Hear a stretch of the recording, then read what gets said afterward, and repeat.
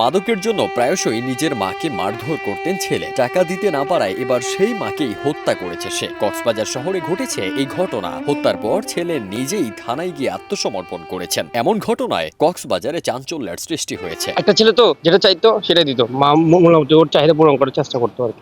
4 দশক ধরে আপনার ফাইন্যান্সিয়াল পার্টনার আইডিএলসি। 23 নভেম্বর রাত 2:30টার দিকে কক্সবাজার পৌরসভার 6 নম্বর ওয়ার্ডের পশ্চিম বড়ুয়াপাড়ায় এই ঘটনা ঘটে। নিহত নারী আনোয়ার বেগম মেরি স্থানীয় বাসিন্দা নিয়াজ আহমেদের স্ত্রী।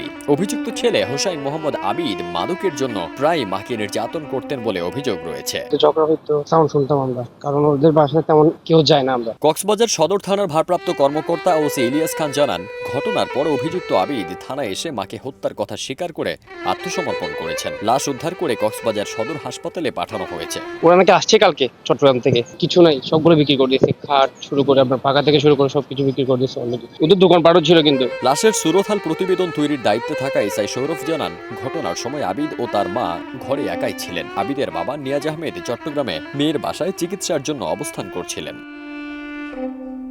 এ ঘটনায় পুরো এলাকায় শোকের ছায়া নেমে এসেছে। বিষয়টি তদন্ত করে দেখা হচ্ছে বলে পুলিশ জানিয়েছে। আমরা তদন্ত সাপেক্ষে তারপরে চূড়ান্ত মতামত দিতে পারবো মৃত্যুর সঠিক কারণ সম্পর্কে। ফারদিন সানি, দেশ রূপান্তর।